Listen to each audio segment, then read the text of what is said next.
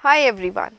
Today we are going to talk about the deserts, one of the most talked about landforms of the earth, and there are several reasons why people might like or might dislike to be a part of this landform. So let's explore.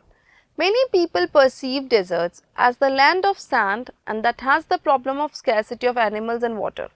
However, deserts are important habitats for many species. A desert is generally without vegetation and water.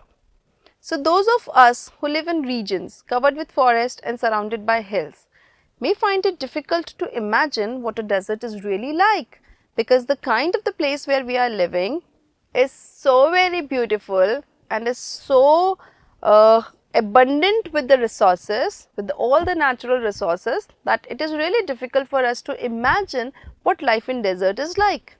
The popular belief is that it is an endless stretch of sand where no rain falls and therefore no vegetation grows. It is dry, hot, waterless and without shelter. Why without shelter? Because everywhere, even if we don't have homes, we have trees. And if it's a fruit laden tree or a tree that's laden with the fruits, it's the best place to have shelter. But this is not entirely correct. For those who have studied it, the desert can be a beautiful place. Actually, beauty lies in the eyes of the beholder, and that is why to me a desert can be like a lifeless place, but for you it can be an amazing place to be there. It is the home of a variety of people, animals and plants that have learned to live under the hot and dry conditions, like cactus and like the ship of the desert, the camel. True, the ground is not always hidden by a cover of grass, plants and trees as it is in other climates. But whenever it rains, which is rare, desert flower bloom and the sight can be rewarding as that of any tropical garden. So, because crores and multiple crores of species are there on this planet Earth, so since it is very rare that it will somehow rain in the desert, the kind of the flowers that bloom is a very rare sight that anybody can ever capture. But the one who captures this is sure to fall in love with the deserts. A desert is not always a flat, unchanging wasteland of dry sand. It may have mountains and hills. It may have an oasis, big or small. Now, what is an oasis? An oasis is like a green island in the middle of a desert where a spring or a well gives plants and trees a better chance to grow. So, basically it is a very small water reservoir and around it there are many trees. So, very aptly it has been said that because of oasis, a place in that desert looks like as an island. A desert may be hot like the Thar or cold like Ladakh, but generally speaking, if a place has little or no water and vegetation, people usually call it as a desert. So today I just want to tell you one thing, that whenever we talk about desert, the only thing that comes to our mind is like vast stretches of sand, too hot, camels and cactus.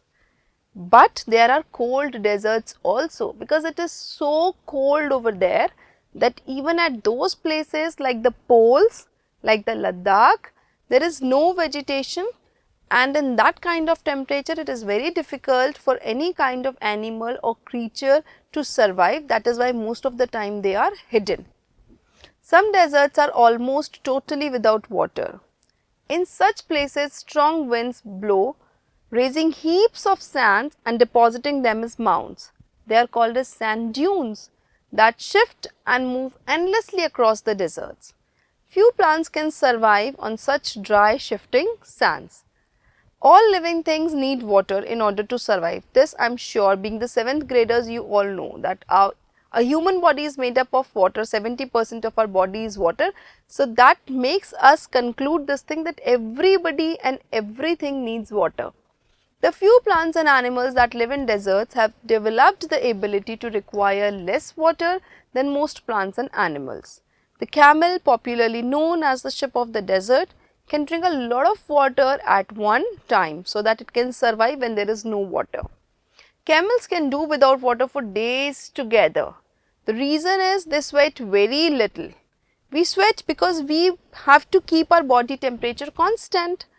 We sweat when it gets hot and this cools the body. Camels can stand high body temperature because God has made their body like this. We cannot withstand with high body temperature, we will faint. So, that is why whenever there is some shift in the body temperature, we start to sweat, we release that heat so that our body temperature remains constant, but that is not the case with the camels. They do not need to sweat and can therefore retain the water they drink for long periods of time.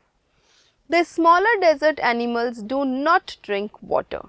They burrow underground during the hot day and come out at night to eat. Some of them eat other animals and get the water they need from the moisture in the meat. Others eat plants and seeds and get the water they need from plant juices. So, basically, as I say and as everybody believes that we cannot live without water, but to your utter surprise, in desert you will find some kind of special creatures who do not drink water directly, but yes, when they are eating the meat, if they are feeding on some other animals, they get that kind of moisture part from the meat, and those who are eating plants and seeds get that moisture from the plant parts. Desert plants also adapt themselves to the life they lead. Cactus plants store water in their thick stems. Their roots lie close to the surface of the ground and quickly absorbs the moisture from the light rains that occasionally falls.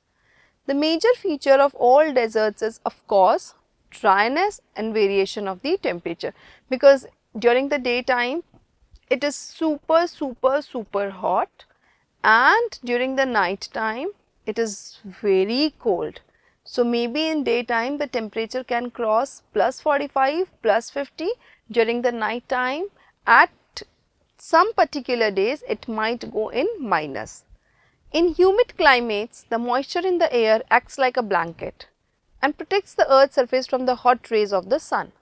The absence of this blanket in desert lands causes the deserts to heat up rapidly during the day and to cool off rapidly at night. Deserts are an important part of nature's great plan. They are there like the dense forest and the deep oceans. So, there are different types of landforms on this earth. Similarly, we have deserts. So, we should not think that somewhere where it is not raining, a place where there are no mountains, no water sources, what it is of use for us. But no, it is not like that. In one of many chapters that I have discussed with you, I have taught you this thing that everybody has their own importance. At times we may feel that we are not really important, but we are. Just because they are hot and dry, one should not look upon them as the useless parts of the earth. So, here I conclude saying it that it is just our perception that we are no one to decide whether a thing is useful or useless. It is the God gift, and that is why it has to be treated with love and care. Thank you.